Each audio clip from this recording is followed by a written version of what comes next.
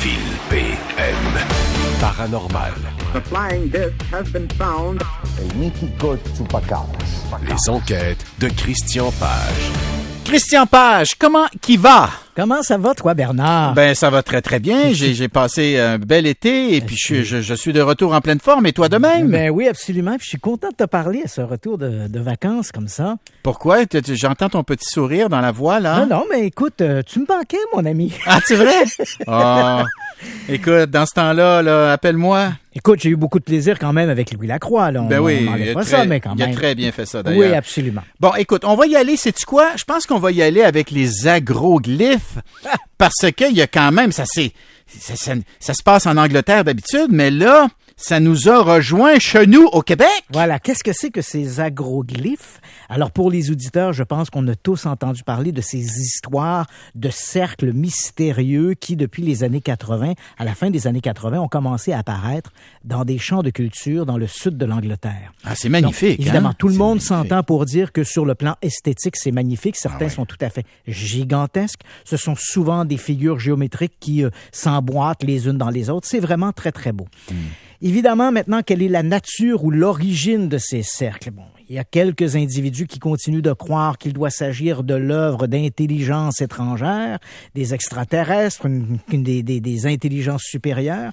Et bien sûr, la grande majorité des gens maintenant commencent à comprendre que ce sont des plaisantins qui, la nuit venue, vont profiter un peu de ces champs de culture pour faire des œuvres qui sont tout à fait magnifiques, mais qui, somme toute, ne sont en fait que du pliage de plants de blé, là. Oui, mais là, attends un peu, Christian. Là. Oui. À l'ère des réseaux sociaux, Oui. s'il y avait des plaisantins qui rentraient dans le champ de blé la nuit, à un moment donné, il y aurait quelqu'un qui les verrait, qui passerait à côté du champ en question, puis qui nous ferait une petite vidéo, puis qui dirait, voilà, enfin, la preuve que ce ne sont pas des extraterrestres qui viennent, concevoir puis donner naissance à ces œuvres magnifiques. Mais on les voit, Bernard. On les voit. Et mieux encore, ces gens-là, en fait, il y a plusieurs groupes. En chaque année, il y a différents groupes qui vont s'amuser à faire ça. Ils se sont eux-mêmes donné le nom de Circle Makers, les fabricants de cercles. Et ces gens-là se filment même la nuit lorsqu'ils font les cercles pour les revendiquer. Évidemment, ils le revendiquent toujours sous l'anonymat parce qu'en Angleterre, il y a des gens qui ont été poursuivis pour avoir fait ça parce qu'on comprend qu'on détruit une partie de la moisson, de la récolte. Oui. Alors, évidemment, il y a des agriculteurs qui ont poursuivi les fabricants de cercles. Donc, ces gens-là, maintenant, se filment la nuit et vont revendiquer les cercles. Et c'est un peu un concours. Chaque groupe essaie de faire le plus gros, le plus beau, celui qui sera le plus mentionné dans les médias. C'est un peu ça, l'idée, c'est la popularité du cercle. OK, mais là, ça règle la question. Donc, qui peut croire que c'est encore une intelligence étrangère qui fait ça? Voilà. Et c'est là tout le débat. C'est-à-dire qu'on sait qu'il y a des faux cercles. Et est-ce qu'il y en a des vrais cercles parmi les faux cercles? Je ne dis pas non. Sauf que depuis 25 ans, s'il y a des vrais cercles parmi les faux cercles, les vrais cercles sont faits exactement comme les faux cercles. Ça veut dire que s'il s'agit d'une intelligence extraterrestre ou d'une intelligence supérieure, ces gens-là débarquent au milieu du champ avec une planche de foulage, des cordes, puis ils font exactement la même chose que les faussaires. Sauf qu'ils arrivent par en haut. Ils arrivent ça. du ciel plutôt que d'arriver par le chemin d'asphalte. Donc, jusqu'à maintenant, on n'a jamais trouvé une caractéristique précise qui permettrait de déterminer s'il y a des vrais cercles ou des faux cercles. Une chose est sûre, on sait qu'il y en a des faux. Bon, alors là, je disais qu'il y a une connexion québécoise maintenant. Voilà. Généralement, comme tu l'as mentionné, ces cercles, le terrain de jeu de ces circle makers, de ces faiseurs de cercles, ce sont surtout les champs de récolte dans le sud de l'Angleterre. Mais il arrive que des cercles comme ceux-là sont rapportés ailleurs dans le monde. Et là, on en a eu un au Québec. Ça se passe au matin du 2 août dernier. Donc, des gens dans la région de Saint-Lin arrivent dans leur champ et aperçoivent, c'est une figure relativement simple. Il s'agit simplement d'un très grand cercle qui fait à peu près 18 mètres de diamètre. Et sur le pourtour, on retrouve comme 4 petits satellites plus ou moins carrés qui touchent à la bordure du cercle. Donc, évidemment, ces gens-là croient qu'il y a quelque chose de mystérieux. Ils ont contacté notamment un groupe qui s'intéresse à la question des ovnis au Québec, qui s'appelle l'Association québécoise d'ufologie. Ces gens-là sont allés sur place et bien sûr, ils favorisent, comme je l'ai mentionné, ils favorisent pour l'instant l'œuvre de Plaisantin, mais néanmoins, ils ont quand même fait le travail, ils se sont rendus sur place, et ils ont pris les mesures nécessaires, des photographies, des films également de la fameuse figure en question. Et c'est vrai que les témoins, les gens qui disent avoir découvert ce cercle au matin du 2 août, ces gens-là soutiennent que la veille, ils ont observé à travers les arbres des espèces de lumières qui se tenaient à peu près à l'endroit où le lendemain, ils ont trouvé le cercle. Alors, ou bien les extraterrestres étaient à l'œuvre, ou on avait quelques plaisantins avec des lampes de poche en train de s'affairer à faire ce travail. Poser la question, c'est peut-être y répondre. Mais enfin, pour l'instant, donc, ce phénomène des cercles, c'est pas la première fois. Moi, je me rappelle, il y a quelques années, un cercle comme celui-là était apparu dans les Laurentides. Des gens m'avaient appelé, je m'étais rendu sur place. Encore une fois, on reconnaît l'esthétisme du travail, mais de là à conclure qu'il s'agit d'une intervention d'une intelligence étrangère, il y a loin de la coupe aux lèvres. De là encourager aussi les gens à le faire, alors que c'est des bons producteurs, producteurs agricoles qui essuient les pertes de ces, absolument, de cette belle créativité. Voilà. Parle-nous un petit peu du MH370, parce qu'il y a du nouveau, quoi. Oui, voilà. Écoute, là, je comprends que c'est un peu du bonbon pour les amateurs de complot. Probablement, durant tes vacances, tu as vu passer sans doute l'information que le gouvernement de la Malaisie avait publié son rapport final sur l'incident du MH370. C'est ce fameux vol, ce Boeing 777, disparu dans la soirée du 8 mars 2014, alors qu'il venait de quitter l'aéroport de Kuala Lumpur. On sait que quelqu'un à l'intérieur de l'appareil a désactivé les balises de position, ce qu'on appelle les transpondeurs. L'appareil a rebroussé chemin et ensuite est allé se perdre quelque part au-dessus de l'océan Indien dans des circonstances demeurées nébuleuses. Et là, cette histoire ne cesse de rebondir. Bien sûr, on est en présence de la plus grande énigme de l'histoire de l'aviation, mais uniquement cette année, donc 2018, on se rappellera qu'au printemps, une équipe américaine avait tenté de retrouver l'appareil en utilisant des submersibles, avec pour promesse, en fait, de toucher le magot si on retrouvait l'épave, ce qui ne s'est pas produit. Et là, durant l'été, les autorités malaisiennes ont rendu public le rapport et même le ministre chargé de l'enquête a remis sa démission parce que, entre les grandes lignes, il faut lire que les autorités n'ont absolument aucune idée de ce qui s'est passé. Ils évoquent peut-être la possibilité d'un troisième parti qui aurait pu être impliqué dans la disparition, mais ils ont été incapables d'alimenter l'hypothèse voulant que ce soit l'un des pilotes qui aurait volontairement essayé d'entraîner tous les passagers et l'équipage dans une espèce de suicide. C'est pas exclu. C'est pas exclu, mais on n'arrive pas à le démontrer. Voilà, c'est et là, on croyait que c'était, et moi-même, j'en ai parlé durant l'été, au moment de la publication du rapport, j'en ai parlé avec Louis Lacroix, et tous deux, on était d'avis que c'était probablement le dernier mot à l'histoire. Mais voilà que l'affaire rebondit, et cette fois, ça nous vient du gouvernement français. La gendarmerie de l'air française a décidé de réouvrir l'enquête sur la disparition du MH370. Et là, je comprends un peu les tenants des théories du complot parce que ça paraît quand même étonnant. Rappelle-toi, Bernard, il y a quelques années, c'était, je crois, en 1998, un appareil d'Air France s'était abîmé dans l'océan au large du Brésil. Et et à cause peut-être de la difficulté de retrouver l'appareil, le gouvernement français était passé à 2 doigts d'abandonner les recherches. Et pourtant, on parle ici majoritairement de passagers français. Alors que dans l'appareil, le MH370, il y avait 4 passagers français, les autres étant surtout des Chinois ou encore des Malaisiens. Oui. Et là, je ne fais pas un concours en disant les Chinois sont plus importants que les Malaisiens, c'est pas ça, mais on comprend, là, c'était majoritairement des gens soit venant de la Chine ou des gens de la Malaisie. Et là, pose la question de l'intérêt du gouvernement français. Voilà, il y a 4 passagers à bord de l'appareil qui sont des passagers français. Et soudain, le gouvernement français réagit à travers la gendarmerie, décide de réouvrir l'enquête, on remet les compteurs à zéro. Ce que l'on veut savoir, en fait, et on est loin d'être satisfait par les conclusions du gouvernement de la Malaisie. Ce que l'on veut savoir maintenant, c'est d'où venaient ces informations, puisque les autorités n'ont pas été en mesure de documenter ce qui s'est passé à bord.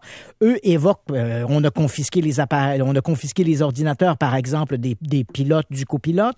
On a également obtenu des données télémétriques qui avaient été transmises par des satellites, parce qu'on sait que les transpondeurs étant morts, en fait éteints, il y a eu quand même ce qu'on appelle appelle des pics qui ont été obtenus par des satellites qui couvraient la région. Alors, on veut revoir toutes ces informations et vraiment, on reprend l'enquête à zéro.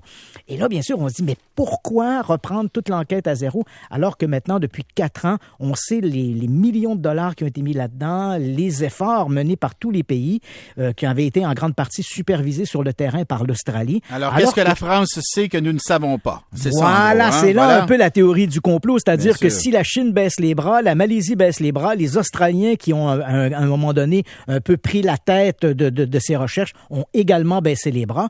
Qu'est-ce qui motive les Français soudainement à réouvrir l'enquête? Disposent-ils d'informations qui ne sont pas connues du public ou n'est-ce réellement que cette motivation d'avoir eu à bord 4 passagers français? Tu sais, Bernard, et boule de gomme. Voilà, Bernard, ça fait assez longtemps que tu fais de la politique et malgré toutes les volontés humanistes qu'on peut proposer, c'est sûr que l'équation financière, quelque part, doit être prise en considération. Et là, c'est comme si on faisait table rase de tous les millions qui ont été investis et on reprend l'enquête à zéro. Je comprends que les tenants de la théorie du complot soient un peu perplexes par rapport à tout ça. OK. On s'arrête. Parce qu'au retour, je veux que tu nous parles du défi Momo. Hein?